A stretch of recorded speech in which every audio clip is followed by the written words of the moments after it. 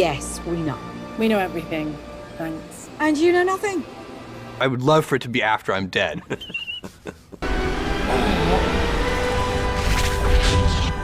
A Doctor Who.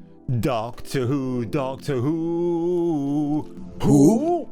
Exactly, 2005, when Russell T Davies, when he was a normal man back then, revitalized Doctor Who with Christopher Eccleston and Billy, because she wants to, Piper as Rose Tyler. This is a good series, and if you want to know why Eccleston jumped off the ship before a second season was renewed, well, you can actually believe what you want to. Either A, he didn't want to continue in the pantheon of greatness with a second season or more of Doctor Who, or apparently it was leaked by a BBC insider he was thinking about leaving, and so they forced him off the series anyway, which is a shame because I thought he was a really, really good Doctor. But if you don't know the news, folks, it seems that our fearless Time Lord won't be back until 2031. But if I had my way working at the BBC, I would make sure he wouldn't return until 2041. By that time, the world might be normal or worse than ever. So without further ado, you Who's out there, you Whovians, leave a like below and smash that subscribe button, and let's get on with this fascinating article broken down by thatparkplace.com.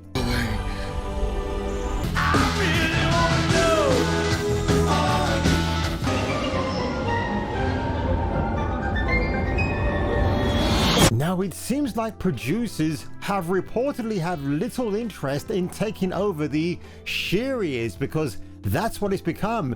Poor Bonnie Langford, obviously needing a paycheck, roped in to reprise a role she played in Doctor Who, yet again with Shoot Me Gatwa and the nameless assistant on his right hand side. Listen, Shoot Me Gatwa is a very mid actor, or should I be actress, because he definitely swings for the fences, doesn't he? Now, the future of Doctor Who appears to be more uncertain than ever, as a new report from Deadline suggests the long-running BBC sci-fi series could remain off the air until a broadcaster searches for a new direction, which you know is never ever going to happen, because this new direction will involve a long checklist of check marks, and if they're not fulfilled, we're not going to give you a brand new Doctor Who, because the legacy Doctor Who before you is toxic, it's vile, it's of the times. That's what they're going to suggest to you. And he had some really, really hot female assistants. Come on, let's face it, if you're going to get eyes on the prize and people glued to the TV show every week, bring in a hot assistant. And it always worked, even if you didn't want to admit it or not. Yeah, the Doctor was great at doing his little ramblings, but you wanted to see the latest hottest female assistant he had going for him. Well, you like me, don't you? Well, the report comes just one day after the BBC broke the news that the Grinch has cancelled the Doctor Who Christmas special. Oh, what a shame. Hensing the departure of Russell T Davies and his company Bad Wolf, which makes you wonder, why would you go for such a dubious, very ambiguous name like that? Grooming maybe? Who knows? And anyway, while many fans have initially viewed that announcement as a routine behind the scenes shakeup, no it's not. Deadline's latest reporting paints a far more troubling picture. Now, according to the outlet, industry insiders believe Doctor Who may not return until 2028 at the earliest, with some producers suggesting that the series could be rested for as long as 5 years. No, you got to give it longer. You got to wait for things to settle down, and then if you start the new series again, forget what happened in the past eras of Shoot Me Gatwa and Jodie Whittaker. And I would even include some of David Tennant's latest inclusions. And speaking of inclusions, folks, we're going to get to that part as well. Yes, sorry, good point. Are you he or she or they? My chosen pronoun. You can have two. Fucking you. Now, BBC looking for a creative new direction, because by that time the TV license might be in another form, like being part of your Netflix subscription or Amazon, which is still sneaky. Nobody wants to pay for a BBC license. It's a ridiculous subscription fee forced upon you because the BBC likes to prey on its viewership, which is pretty hilarious when they call themselves the ambassadors of the week and diverse-minded people out there, which is so utterly stupid.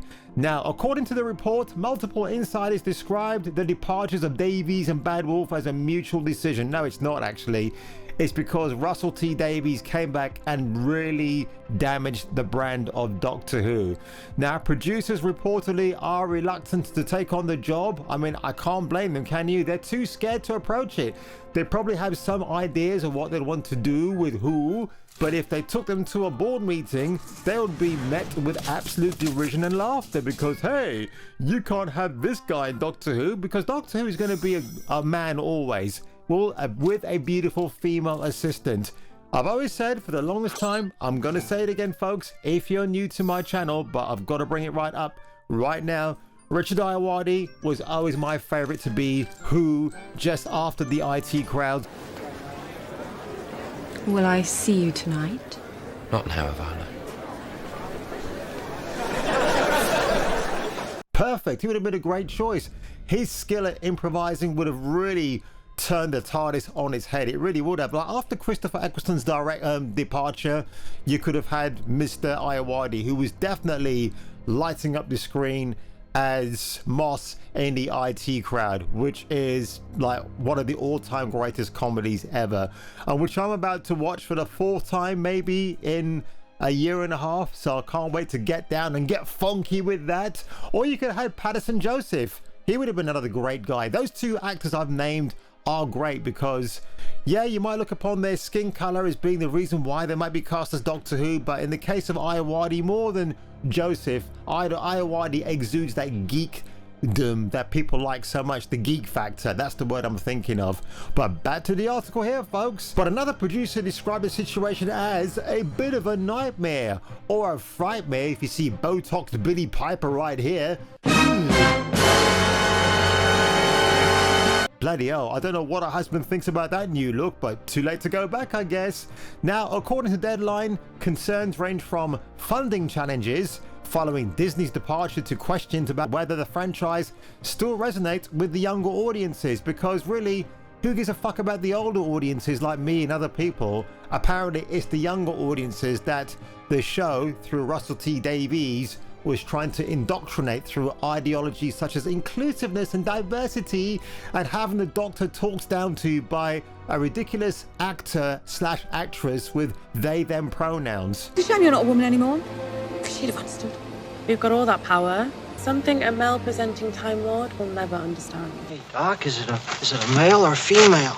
The Disney partnership collapse continues to loom large. A major factor hanging over the future of Doctor Who is the collapse of the BBC's partnership with Disney, which I did not know about. When Disney joined the franchise, the arrangement was widely viewed as a major opportunity to expand on Doctor Who's global reach.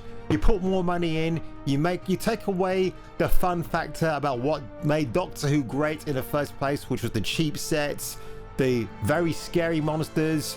But no, we can't have any of that charm anymore. We want to update it for a modern audience, and clearly it did not work at all, did it? Deadline highlights that how would the Doctor Who show be financed without Disney behind it? Again, going back to the TV licensing from the British paying public. But if you're paying for shit, you're going to ask for a refund, aren't you? And of course, we know who did the most damage to the series. Russell T Davies right here. The she-male who can't stop harping on about gay rights, LGBT. Oh, we got a gaslight fan to think that this shit doesn't deserve to have a spotlight underneath it all. Listen, Russell T Davies, you can spotlight whatever activist cause you want to, mate. Just don't put it in a TV series that appeals to family audiences and geek minds alike. It serves him right, by the way. I have no sympathy for Davies whatsoever. He went out of his way to sabotage Doctor Who, got paid a shitload of money to do so in the process, obviously with a backer like Disney giving you all that money, who obviously align with you with those crazy ideologies. Is it any wonder why the fans walked away? Who's this hideous villain? Jinx Monsoon. You see, I've never watched it, so I can't tell you who this monstrosity LGBT freakazoid actually is. But what a shame. And I mean, I'm crying tears of absolute, well, joy, to be honest, because what more can I say regarding Doctor Who? Again, this is the same Russell T Davies that had a problem with Davros, that scary villain, because apparently his design was mocking disabled people. Are you kidding me? When we saw the revitalized modern day Davros for a modern audience, nobody bought it. The whole point about Doctor Who back in the day, it was made on the cheap. It had very good writing behind it, and it genuinely scared you and had you on tenterhooks every episode. Again, can I talk about the sexy female assistants, please? Because hoorah, they were absolutely fantastic in their orgasmic glory. My favorite was always Perry, because I met the actress who played her, and I tell you, she's still rocking a pair of mamba jambas. And on that one, folks, if I were you, and if you were who, and if you were me, I will catch you catching me for the return of the next video.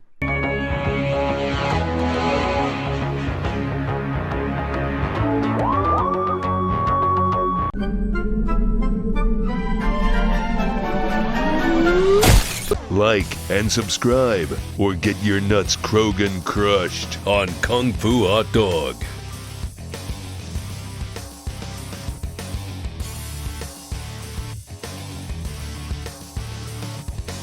Right?